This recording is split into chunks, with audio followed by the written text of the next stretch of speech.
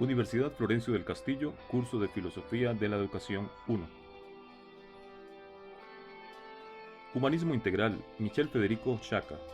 La educación significa para él el desarrollo del ser humano bajo la acción de varios factores. Todo ser humano se educa a sí mismo y educa a los otros por el solo hecho de que existen. Deben darse las condiciones para el desarrollo integral y coherente del ser humano como persona. La educación debe tender a elevar a la persona a una condición de perfección espiritual y física.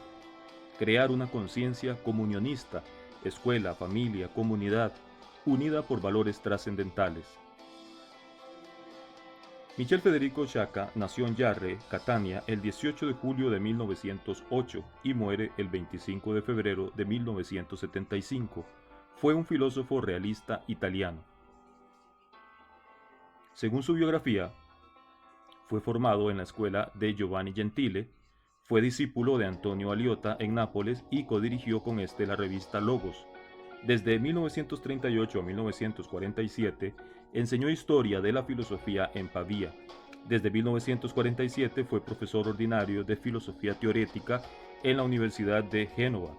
Fundó en 1946 y dirigió desde entonces el Giornale di Metafisica, el periódico de metafísica, en cierta manera órgano del espiritualismo cristiano. En su obra destacan los primeros trabajos de Sciacca que, en correspondencia con su actividad docente, guardan relación con la historia del pensamiento. Hasta 1938 tales trabajos se movieron dentro de la órbita gentiliana, en lo que podría llamarse un actualismo de tipo idealista. Las linee di uno spiritualismo crítico, los lineamientos de un espiritualismo crítico, Roma 1936, son ya un punto de partida de una nueva fase, que años después evolucionaría hacia un espiritualismo cristiano o idealismo objetivo o trascendentalista, el cual no deriva la verdad del despliegue del pensamiento, sino que el despliegue del pensamiento es el que tiene origen en la verdad, la cual, en cuanto tal, es suprahistórica. No se debe hablar, por consiguiente, del historicismo de la verdad, sino de la historicidad de su humano descubrimiento. Su pensamiento se caracteriza en que Sciacca reconoció como sus grandes maestros a Platón, San Agustín, Pascal, Rosmini y Gentile, pero reivindicó para sí una posición personal vecina a la de los otros filósofos espiritualistas contemporáneos, italianos y franceses. Ejerció además un cierto influjo en algunos círculos filosóficos de la órbita cultural iberoamericana. Sciacca reafirmó el carácter principal de la autoconciencia liberada, a pesar de sus adherencias específicamente gentilianas. El sentimiento de su propia subsistencia no es constitutivo, sino perceptivo de ésta. Sentirse es apropiarse, sintiéndola su propia subsistencia, y no es hacerla ser.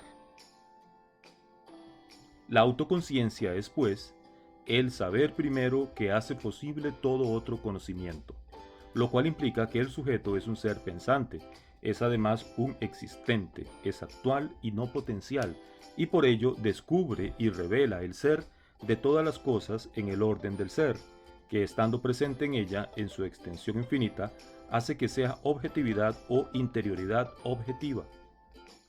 La autoconciencia, en fin, está constitutivamente abierta a la actualidad absoluta y suprema, a la realización en su acto total y último de la potencialidad infinita del espíritu o de la interioridad absoluta. La autoconciencia, así concebida, es el primer encuentro del sujeto con la verdad que lo constituye y lo trasciende, y analógicamente y mediante ella es también encuentro con Dios. Sciacca insistió en sus últimos años en que la suya es una filosofía de la integralidad, en cuanto que no sacrifica el sujeto al objeto, ni viceversa, el cuerpo al alma, ni al contrario, etc. Obras historiográficas de Michel Federico Sciacca. El siglo XX, amplio estudio de la filosofía italiana contemporánea, historia de la filosofía hoy, Pascal, San Agustín, metafísica, nociología y moral, ensayo sobre el pensamiento de A. Rosmini.